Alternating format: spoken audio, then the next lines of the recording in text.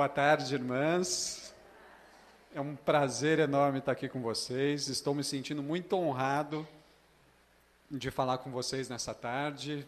Muito privilegiado de participar desse grupo tão bonito, muito mais bonito do que o grupo dos maridos de vocês.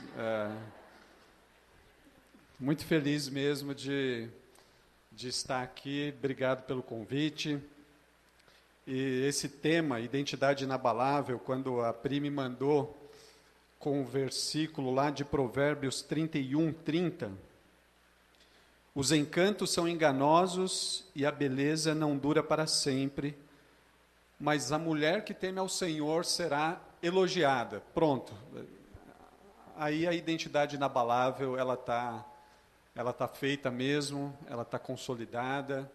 E a gente pode agora ir já para o café, porque o Provérbios 31:30 já falou tudo. Uma vez que o verso já falou tudo, eu fiquei pensando, né? Então, sobre o que eu falo? Na verdade, eu não sabia muito bem o que falar para vocês, né? Eu fiquei pensando, Deus tem me incomodado bastante com a história e o livro de Esther. E na semana retrasada, eu falei assim, eu acho que eu vou falar algo sobre a identidade de Esther. E eu falei para a Kátia, o que você acha? Né? Ela falou assim, Denis, ela não ficou empolgada. Eu falei assim, bom, como ela é a dona da pensão, eu falei assim, bom, então deixa eu pensar numa outra coisa, né? Deus, ele veio me incomodando e principalmente com a palavra inabalável. E aí a minha pergunta, para tentar desenvolver algo aqui com vocês, o que significa inabalável? Quem conseguiria aí ter uma ideia, uma definição de inabalável? Que não se abala. É isso mesmo, que não se abala. Alguma outra ideia? Firme. Eu peguei o dicionário e lá no dicionário estava escrito assim, que não se abala, que não pode ser abalado, mas inabalável também é inquebrável. Aquilo que não se quebra, aquilo que fica lá intocado.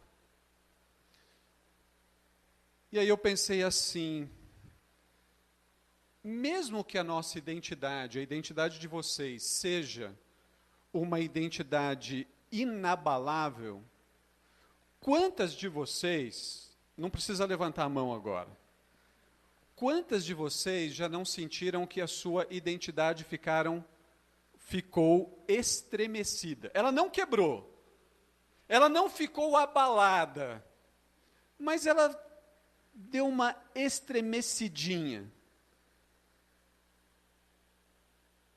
Dá para pensar sobre isso? Então eu quero orar para a gente continuar conversando sobre isso. Senhor Jesus, muito, muito obrigado pelo privilégio de estar aqui com esse grupo tão especial.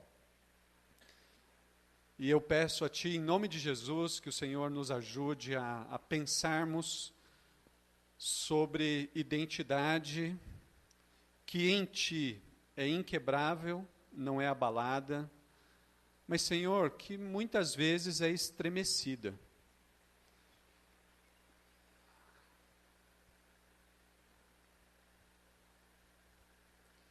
Nos ajude a refletirmos sobre isso hoje.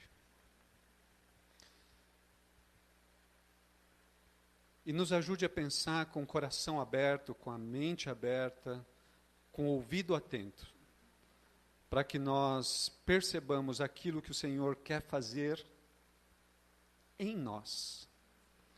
Em cada uma dessas mulheres aqui, mães, filhas, esposas, trabalhadoras. Então, por favor, Senhor, eu peço em nome de Jesus, que o Senhor nos mantenha atentos àquilo que o Senhor quer fazer em nós, aquilo que o Senhor quer falar para cada uma dessas irmãs aqui. Por favor, eu peço isso a Ti em nome de Jesus. Amém.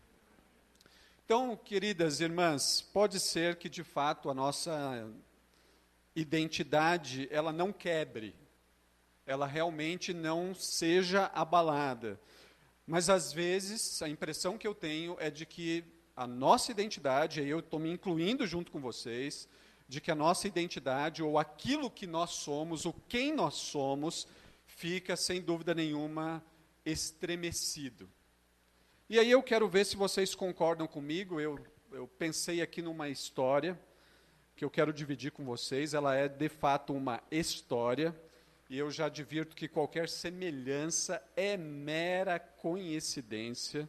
Eu tenho certeza de que a história que eu vou contar aqui não se passa com nenhuma de vocês, mas certamente se passa com alguma amiga de vocês. Então, a história ela começa mais ou menos assim. Na noite passada, pouquinho antes de você ir dormir, você ficou chateada com o seu marido. Você entenda que é a sua amiga, tá? Não estou falando de vocês. Na noite passada, você dormiu, antes de dormir, ficou muito chateada com o seu marido. E aquela noite, ela foi uma noite turbulenta por conta da sua chateação. Aí os seus filhos não tiveram uma noite muito boa, a noite foi agitada, a sua filha teve um pesadelo que te assustou, você foi lá, aí você voltou e não conseguiu dormir direito, aí juntou não dormir direito com a situação, aquela loucura inteira. E aí então, a sua melhor amiga, 7 horas da manhã, ela te manda a seguinte foto. Por favor, a foto para nós. Coloca seu nome e diz: amiga, bom dia! Aquele bom dia assim que você já fica... Bom dia só se for para ela. Porque a minha noite foi terrível, a minha noite não foi nada agradável. Porque o meu marido pisou na bola comigo, os meus filhos não dormiram bem, depois eu voltei para a cama e não consegui dormir. Você recebe essa foto da sua melhor amiga. Para complicar a situação, você tem 3 amigas, outras 3 além da sua melhor amiga. Gisele, Olivia e Jennifer. Gisele, guardem bem o nome. Não, vamos por ordem. Vocês são demais, melhor do que os maridos de vocês.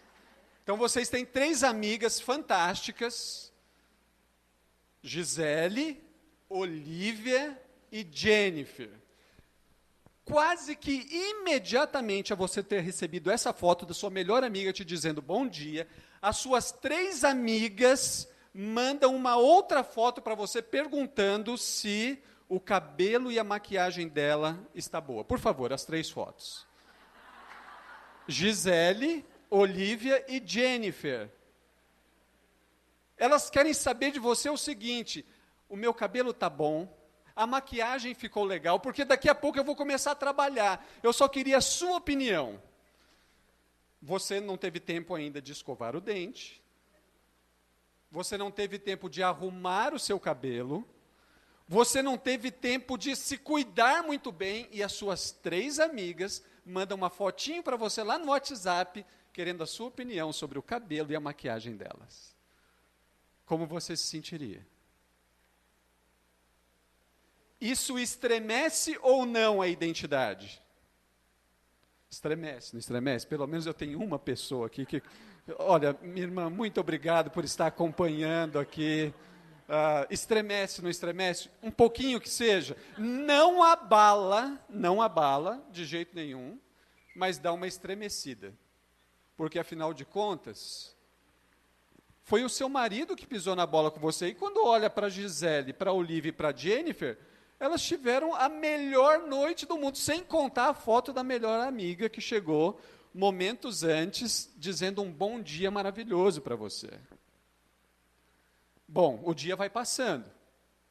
E esse dia que vai passando é um dia cheio de coisas para quem trabalha em casa e cheio de coisas para quem trabalha fora de casa. Quando chega ali por volta de umas 2h30, 4 horas da tarde, que você consegue ter 3 minutinhos de folga, você fica com um pouquinho de dúvida e a sua cara de dúvida é mais ou menos essa daqui, próxima foto. E aí você começa a refletir sobre algumas coisas. A primeira avaliação que você faz é: será que eu deveria mesmo ter feito aquele curso? Porque o segredo da Gisele, da Olivia e da Jennifer tem a ver com o curso que elas optaram. Será que se eu não tivesse feito o mesmo curso que elas, será que hoje eu não estaria bem, realizada, feliz, sorridente, satisfeita e alegre? Ou senão você faz a seguinte reflexão: será mesmo que deveria ter deixado o meu trabalho para cuidar da casa, do marido e dos filhos?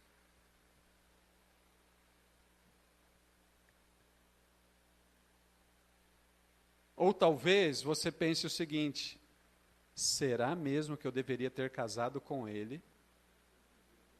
Lembre que isso é amiga de vocês.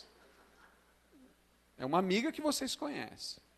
Ou talvez você avalie da seguinte maneira: será mesmo que eu deveria ter mantido o meu trabalho e a minha carreira?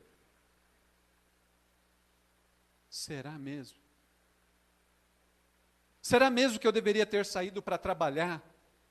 Será mesmo que eu deveria ter me dedicado a tantas horas por dia fora de casa? Será mesmo? Talvez você ainda se pergunte assim: será mesmo que eu deveria ter mantido meu trabalho, a minha carreira? Será que eu deveria ter tido mais filhos, menos filhos? Será que eu deveria ter? Será? Não abala a identidade, mas não dá uma estremecidinha? Sim ou não? Aí, quando a gente pensa nisso, ou pensando sobre isso, eu comecei a considerar que eu estou chegando à conclusão, e ela não é minha, tem um monte de estudos a respeito disso, de que talvez o estremecer da nossa identidade esteja ligado à nossa hiperexposição ao universo online. Porque lembra o que aconteceu às 6 horas da manhã? Sua melhor amiga te manda foto dizendo good morning.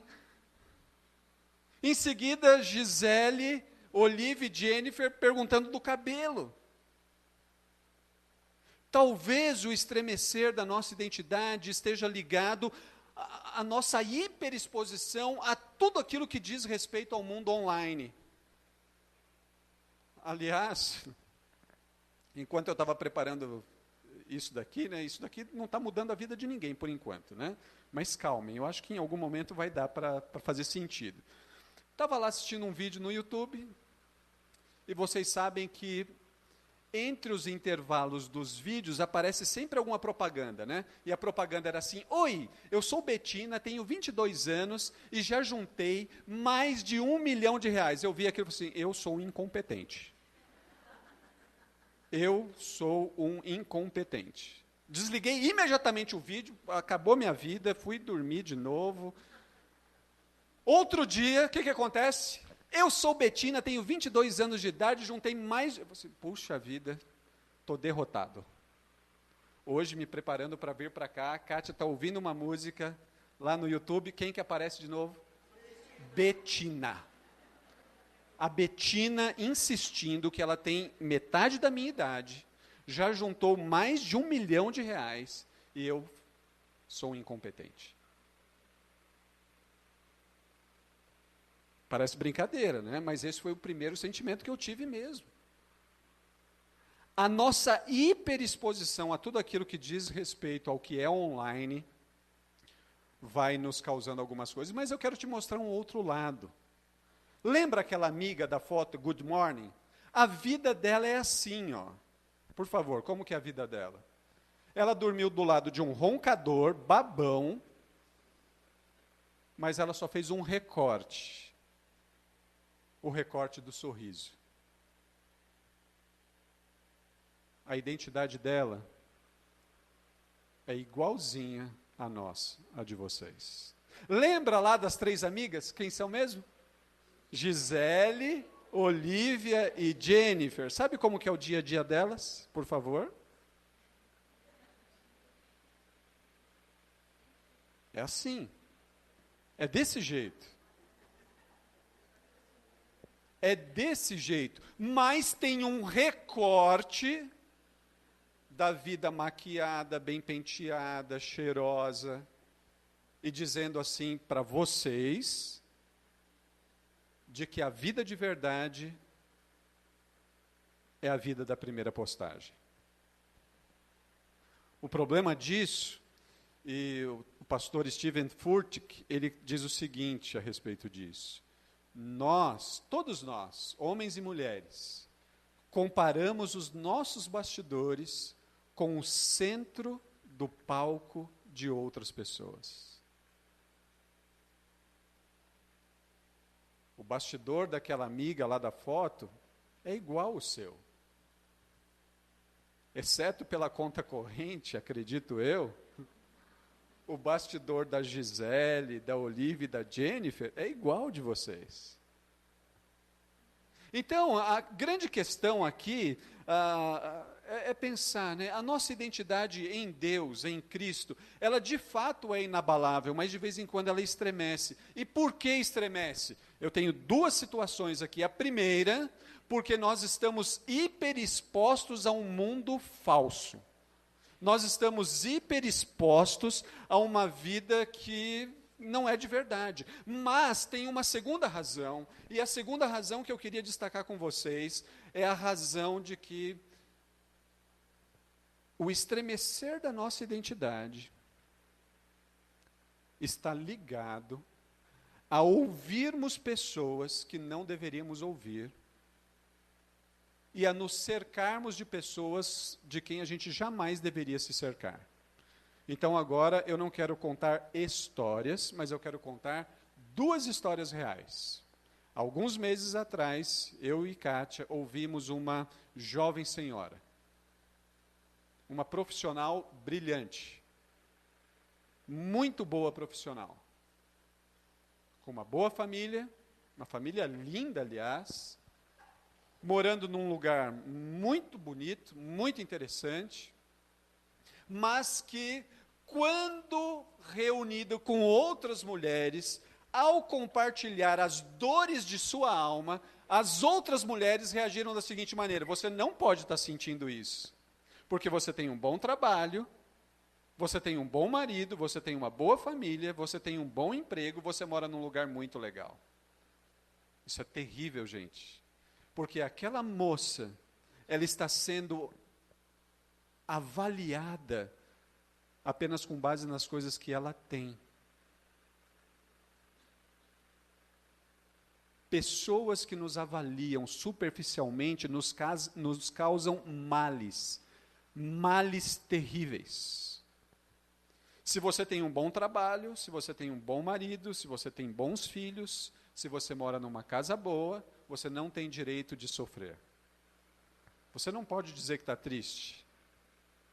Você não pode dizer que a sua identidade está estremecida. Onde já se viu isso? Esse não é o mundo real.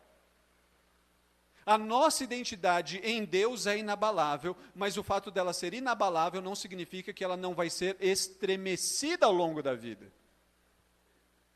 Segundo caso, uma senhora falando para nós de que ela está vivendo um momento de dor. E de dor porque os seus filhos e as pessoas que a cercam não a valorizam. Ela faz um monte de coisa o dia inteiro. Ela cuida da casa, ela cuida do marido, ela cuida dos filhos, ela faz, ela sai, ela volta, ela faz de novo, ela atende, ela faz um monte de coisas, mas ela não é valorizada. E ela não é valorizada por quê? Talvez ela não seja valorizada porque ela está olhando para o lugar errado. E a maioria de nós tem passado muito tempo olhando para o lugar errado. ouvindo as coisas erradas, prestando atenção a quem não deveria prestar atenção.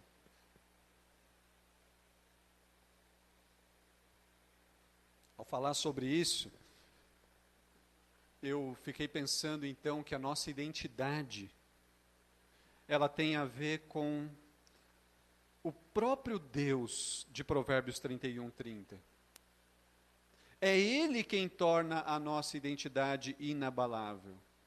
Mas para que a gente construa essa identidade inabalável, nós temos que olhar para Ele e estarmos prontas e atentas a ouvirmos o que Ele tem a dizer a nosso respeito. Irmãs, a maior parte das coisas que as redes sociais dizem não fazem sentido na vida real. Não fazem sentido na vida real.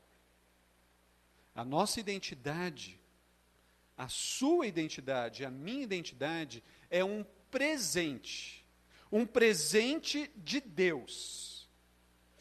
E uma vez que a nossa identidade é um presente de Deus, todas as vezes que nós estamos insatisfeitos com o que somos, nós estamos dizendo para Deus: eu não gostei do seu presente.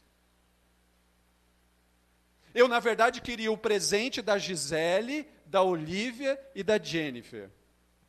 Eu queria o presente da minha melhor amiga que acorda todas as manhãs feliz e radiante. A nossa identidade é um presente. Portanto, é um problema grande e sério quando nós desconsideramos ou ficamos insatisfeitos em relação à nossa identidade. Nessa tarde, eu pensando nessa ideia de presente, da nossa identidade como presente, eu pensei em um nome, o nome de um homem, Natanael. Natanael significa dado por Deus, presente de Deus. Esse é o significado desse nome. Natanael é um personagem do Novo Testamento. Eu quero pedir para que você abra sua Bíblia no Evangelho de João, capítulo 1, de 45 a 51. Evangelho de João, capítulo 1, de 45 a 51. O texto bíblico diz assim, Evangelho de João, capítulo 1, de 45 a 51. Filipe foi procurar Natanael e lhe disse: encontramos aquele sobre quem Moisés na lei e os profetas escreveram. Seu nome é Jesus de Nazaré, filho de José. Nazaré? Nazaré? Pode vir alguma coisa boa de Nazaré? Venha e veja você mesmo. Jesus viu Natanael se aproximar e disse: aí está um verdadeiro filho de Israel, um homem totalmente íntegro. Como o Senhor sabe a meu respeito? Jesus respondeu: vi você sobre a figueira, antes que Felipe o chamasse. Então Natanael exclamou: Rabi, o Senhor é filho de Deus, o rei de Israel. Jesus lhe perguntou: você crê nisso? Porque eu disse que o vi sob a figueira? Você verá coisas maiores que essa. E acrescentou: eu lhes digo a verdade. Vocês verão o céu aberto e os anjos de Deus subindo e descendo sobre o Filho do Homem. Isso é Natanael. Eu quero destacar nessa passagem de Natanael o versículo 1, o capítulo 1, verso 47, aonde as escrituras dizem a resposta de Jesus a Natanael. Jesus, quando vê Natanael, ele diz: aí está um verdadeiro israelita. Aí está um verdadeiro israelita em quem não há falsidade, em quem não há dolo. Quando nós lemos essa parte do texto ela nos remete para o livro de Gênesis. E nos remetendo para o livro de Gênesis, nós nos deparamos com um personagem chamado Jacó. Jacó é aquele personagem, por favor, projete para nós, que o seu pai o chama de enganador. Jacó significa aquele que engana, aquele que faz trapaças. Jacó é trapaceiro.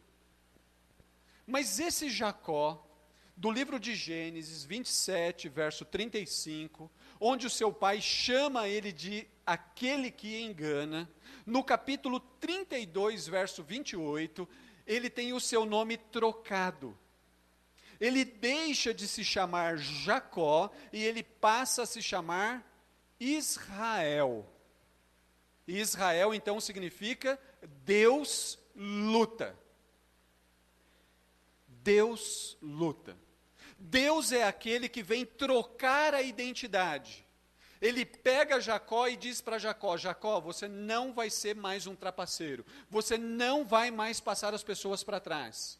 Você não vai mais enganar a sua família. Você não vai mais enganar os seus pais. Você não vai mais enganar o seu irmão. Daqui para frente, eu vou tornar você uma outra pessoa. Seu nome daqui para frente vai ser Israel. Israel, eu luto, Deus luta. No capítulo 32 do livro de Gênesis, você deve lembrar que Jacó, ele teve uma experiência muito significativa com Deus. Muito significativa com Deus. Ele teve uma experiência íntima com Deus. E após essa experiência, Deus dá esse nome a Jacó. Você não é mais aquele que engana, mas você é Israel. E eu quero que você saiba de que quem luta sou eu. Eu luto, Deus luta. Deus luta todas as batalhas. Deus luta todas as brigas. E Deus estava fazendo isso na vida desse homem. Isso faz sentido para Natanael, porque quando Jesus diz para Natanael: aí está um verdadeiro israelita, na cabeça de Natanael, imediatamente, opa, Israel, Jacó, Israel, aquele que antes era Jacó, e foi transformado em Israel pelo próprio Deus. O Senhor está falando que eu sou um verdadeiro israelita, o Senhor está dizendo que em mim não há dolo nenhum, de que eu sou honesto, de que eu sou íntegro.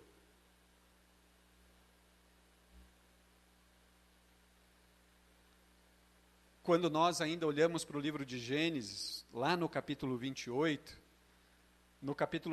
o texto bíblico diz que Jacó, antes dele ter o seu nome trocado, ele teve uma experiência fundamental, ele teve um sonho.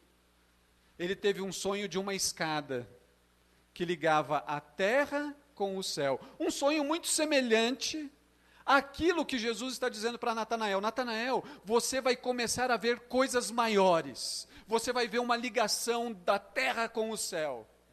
É impressionante como essas histórias estão conectadas.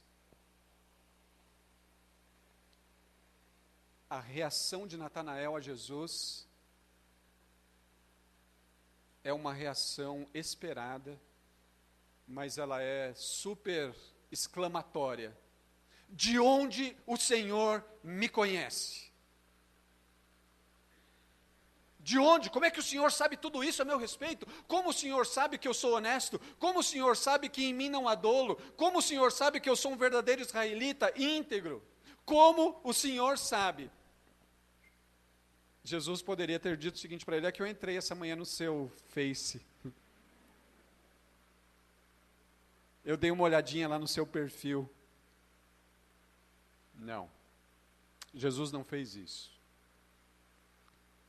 O texto bíblico diz que Jesus, ele já tinha visto Natanael. O texto bíblico diz que Jesus tinha visto Natanael antes. O texto bíblico diz que Jesus tinha visto aquele homem antes embaixo de uma figueira. João capítulo 1, verso 48. Jesus respondeu: eu o vi quando você ainda estava debaixo da figueira, antes de Filipe o chamar. Gente, as figueiras em Israel eram lugares de reuniões. Por exemplo, se nós estivéssemos vivendo em Israel no primeiro século, o Celebra Mulheres certamente seria embaixo de uma figueira. E sabe por quê? Porque era um lugar fresco, era um lugar com muita sombra. Se nós tivéssemos um drone e estivéssemos olhando uma figueira de cima, daria para ver a copa da figueira, mas não daria para ver o Celebra Mulheres embaixo da figueira, porque essa árvore é muito densa. Um local de reuniões, um local de orações, um local de encontro.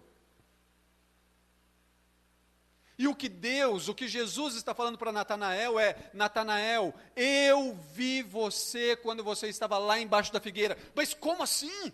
Eu entrei debaixo da figueira para orar, para falar com Deus, e o Senhor está dizendo que me viu. O Senhor só pode ser Deus. E não é qualquer Deus, é o Deus que vê. Nenhuma copa densa é capaz de impedir o olhar do Senhor. Nenhuma casa bagunçada é capaz de impedir o olhar do Senhor. O Senhor vê você todos os dias. Nenhum trabalho tumultuado no mundo é capaz de impedir o olhar do Senhor. O Senhor vê você todos os dias no seu trabalho. Nenhum casamento é tão ruim, tão horrível, que impeça o Senhor de ver você. Ele vê você todos os dias. Todos os dias. Os olhos do Senhor estão sobre você. Todos os dias Ele te vê. Todo dia Ele vê a sua correria.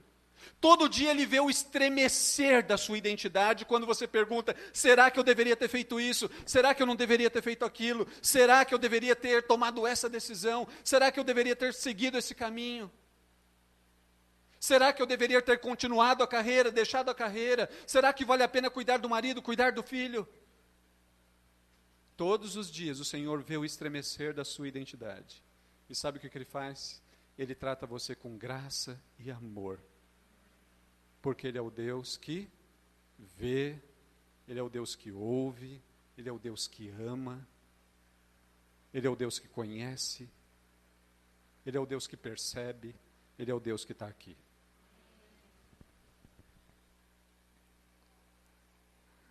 Mais uma vez, nós voltamos para a história lá de Natanael. E Natanael é aquele homem que ele tem a impressão de que ele está indo até Jesus. Filipe falou: vem ver. E o Natanael, ele vai: eu quero ver Jesus, já que é de Nazaré, afinal de contas, é impossível que saia alguma coisa boa de Nazaré. Eu sou de Betsaida, eu sou do mesmo estado, mas de Nazaré jamais virá uma coisa boa. Então vem ver. Natanael é aquele que vai. Ele vai convicto de que ele vai encontrar alguém, mas o texto mostra para mim e para você de que Jesus já tinha visto Natanael antes. Eu o vi antes de Felipe o chamar. Irmãs, vocês vieram para cá hoje, sei lá, tem vários motivos. Eu vou lá porque é o primeiro do ano, eu vou encontrar as minhas amigas. Eu vou lá porque depois vai ter um café. Eu já ouvi falar que o café aqui é... Por isso que eu aceitei o convite, aliás.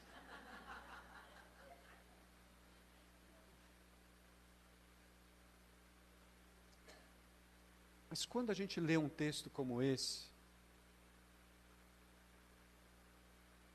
eu gostaria que você guardasse isso no seu coração. Antes de você chegar aqui, o Senhor viu você lá debaixo da sua figueira, da sua casa. Ele talvez viu você triste,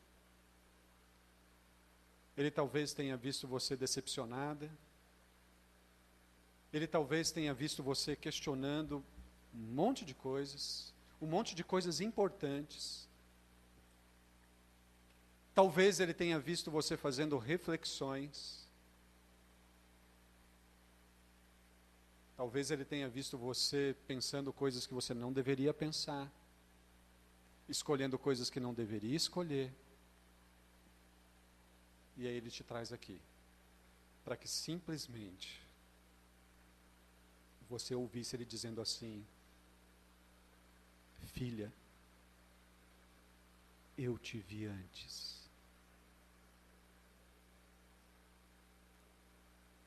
Eu te vi antes. E eu estou cuidando de você. Eu te vi antes. E estou cuidando de você. Eu te vi antes. E estou cuidando de você. Natanael, ele pensa que está indo até Jesus. Mas a verdade é de que foi Jesus que foi até ele. Ainda no contexto de Gênesis, e eu quero partir para o final aqui, lá no capítulo 16 do livro de Gênesis, tem uma história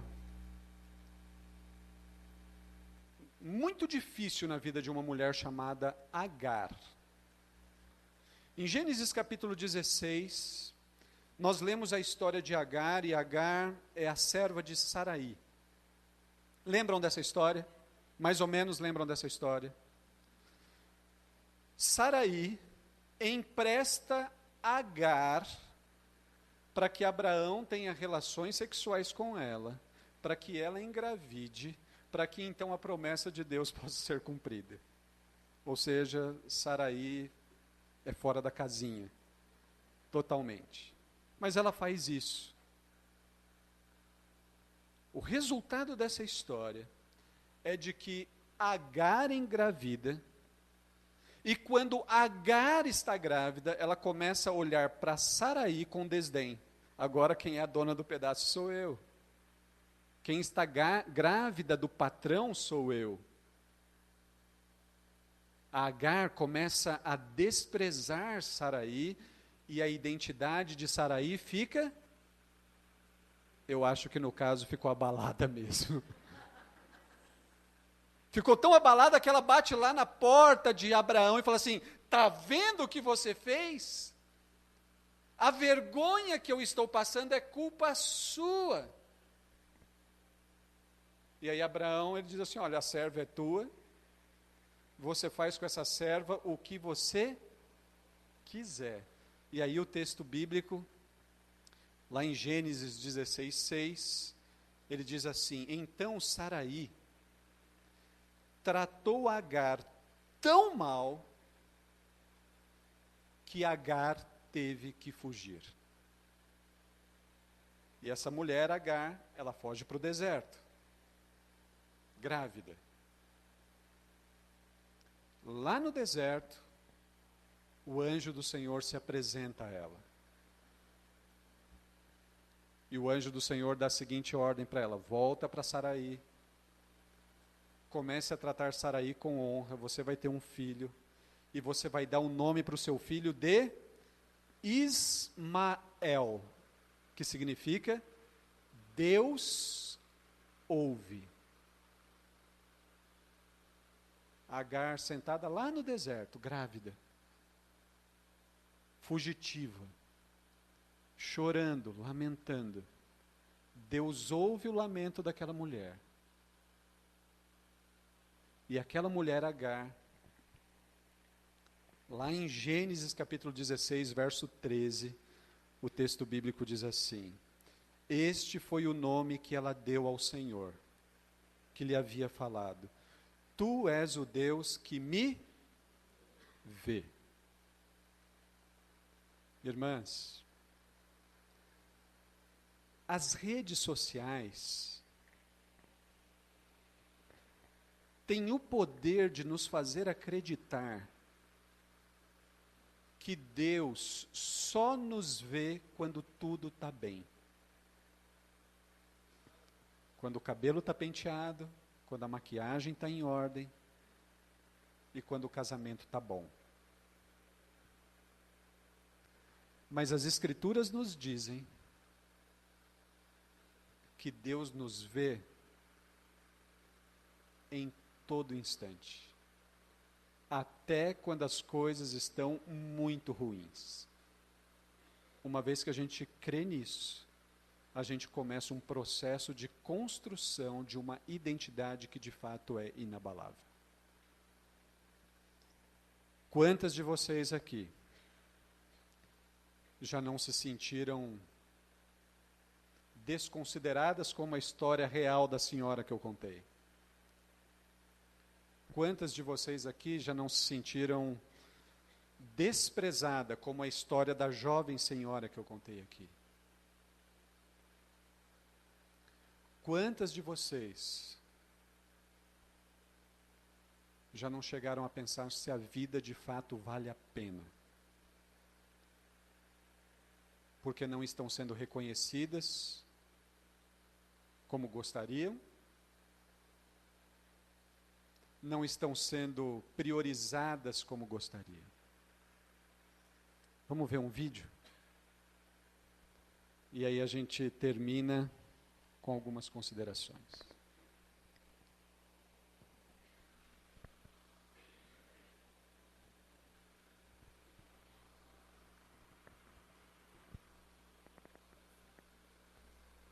Tudo foi acontecendo aos poucos. Eu falava, ninguém me ouvia. Eu dizia, desligue a TV, por favor. E nada acontecia. Então eu gritava, dá para desligar a televisão, por favor? E depois de eu repetir muitas vezes, eu mesma tinha que ir lá e desligá-la. Percebi isso também em outras situações. Meu marido e eu estávamos numa festa, fazia horas. Eu já estava pronta para ir embora e fui saindo, enquanto ele conversava com um amigo. E ele continuou conversando. Nem se virou. Foi então que eu entendi. Ele não consegue me ver. Eu sou invisível. Eu sou invisível. Eu fui notando cada vez mais. Eu levava meu filho na escola e a professora perguntava, Jake, quem é essa com você? E ele dizia, ninguém. Ele só tem 5 anos e eu já sou ninguém. Noite dessas, o nosso círculo de amizade se reuniu para comemorar a volta de uma amiga da Inglaterra. Janice contou tudo sobre a viagem e eu ficava olhando as outras mulheres.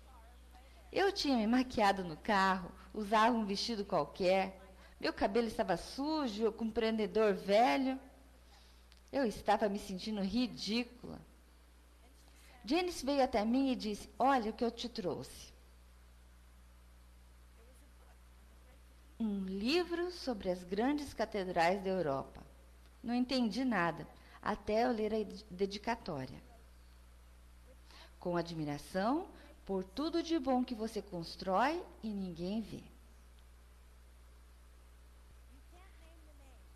Não se sabe os nomes de quem construiu as grandes catedrais.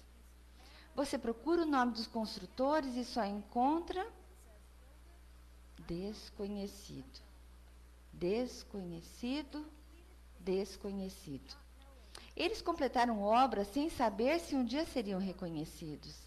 Há uma história sobre um desses construtores que estava esculpindo um pássaro que seria coberto por um telhado. E alguém chegou e disse, por que gastar tanto tempo fazendo algo que ninguém vai ver? E aqui diz que ele respondeu assim, porque Deus vai ver. Eles acreditavam que Deus vê tudo. Deram suas vidas por obras que nunca viram concluídas. Sacrificando-se dia após dia. A maioria delas levaram mais de 100 anos de construção. Isso é muito mais do que a vida útil de um trabalhador. Dia após dia se sacrificando para não ter qualquer reconhecimento. Numa obra que eles não veriam concluída. Um dos escritores comenta que nenhuma outra grande catedral será construída, pois hoje são poucas as pessoas dispostas ao sacrifício. Eu fechei o livro e senti como se Deus me dissesse, eu vejo você. Você não é invisível para mim. Nenhum sacrifício é tão pequeno que eu não veja. Eu fico tão feliz ao ver cada bolo que você faz, cada botão que você prega. Eu vejo também cada lágrima de decepção quando as coisas vão mal. Mas lembre-se, você está construindo uma catedral. Ela não ficará pronta durante a sua vida. E, infelizmente, você nunca entrará nela. Mas se você construí-la bem, eu entrarei. Muitas vezes, a invisibilidade me deixou aflita. Mas entendi que ela não é a doença que apaga a minha vida. Na verdade, ela é a cura para o meu egocentrismo. É o antídoto para o meu orgulho. Tudo bem se os outros não me veem. Não importa se meu filho não disser a um amigo da escola: você não vai acreditar no que minha mãe faz. Ela acorda às 4 da manhã, cozinha, lava, passa roupa. Ainda que eu faça tudo isso, mas eu quero que meu filho feliz, ao voltar para casa e dizer ao seu amiguinho: minha casa é um lugar muito legal. Não me importa se os outros não me veem. Não trabalhamos para as pessoas, nós trabalhamos para Deus. Nos sacrificamos para Deus. Os outros nunca prestarão atenção, por melhor que trabalhemos. Vamos clamar a Deus para que nosso trabalho seja um monumento para o nosso Deus. Amém. Irmãs, vocês estão construindo catedrais, mas talvez elas nunca vão aparecer no Facebook. Vocês estão construindo catedrais. Amém? Olha para a pessoa que está do seu lado e diz isso para ela: você está construindo uma catedral. Agora olha para a outra pessoa do lado. Você falou para um lado, agora olha para o outro.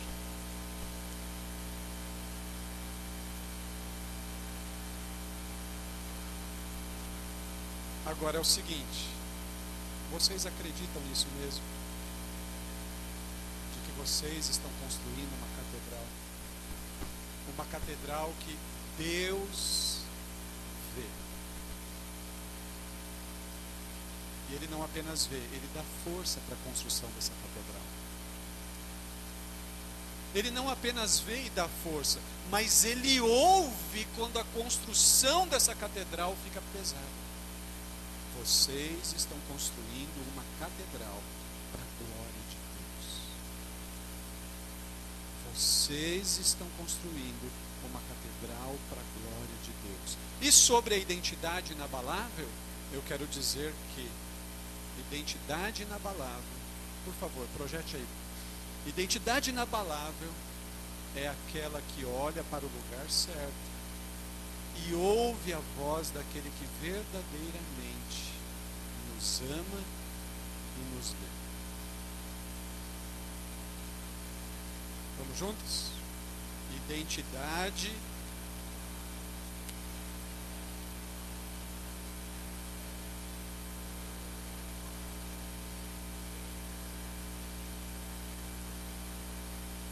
lá em Mateus capítulo 3, verso 17, quando Jesus estava sendo batizado, ele ouve uma voz do céu dizendo assim: tu és meu filho amado, em ti eu tenho prazer. Aquela experiência de Jesus, ela é válida para mim e para você. E nessa noite eu gostaria que você ouvisse assim: você é minha filha amada. Você é minha filha amada. Eu tenho prazer quando você faz bolo ou prega botão. Você é minha filha amada. Eu tenho prazer quando você limpa a casa ou sai para trabalhar fora. Você é minha filha amada. Eu tenho prazer quando você cuida do seu filho e do seu marido. Você é minha filha amada. Eu tenho prazer quando você sai para estudar. Você é minha filha amada. Eu tenho prazer em você, mesmo quando você está sofrendo. Vocês estão construindo uma catedral para a glória de Deus. Termino com duas considerações. Número 1. Jesus nos vê antes e durante. Antes de começarmos a catedral, durante a construção da catedral. Mas Jesus também é aquele que nos vê por dentro e por fora. Amém? Número 2. Jesus, só Jesus, gente, só Jesus. Jesus é suficiente e capaz para transformar Jacó em Israel e formar em nós uma identidade verdadeiramente renovada. Cremos nisso? Então eu quero convidar você a baixar sua cabeça, fechar os seus olhos.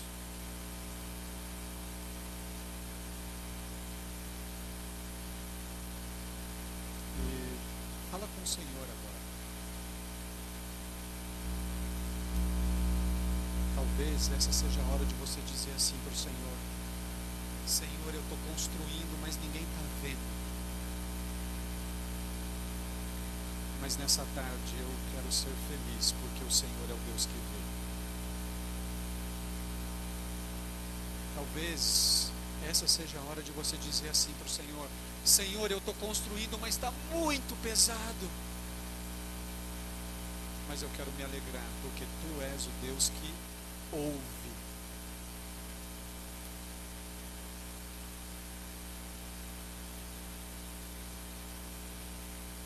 Talvez essa seja a tarde para você dizer ao Senhor: Senhor,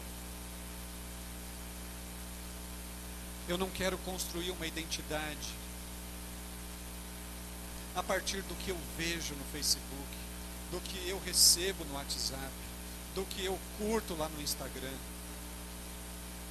Senhor, eu quero construir uma identidade a partir daquilo que o Senhor me diz. Você é uma filha amada e Ele tem prazer em você.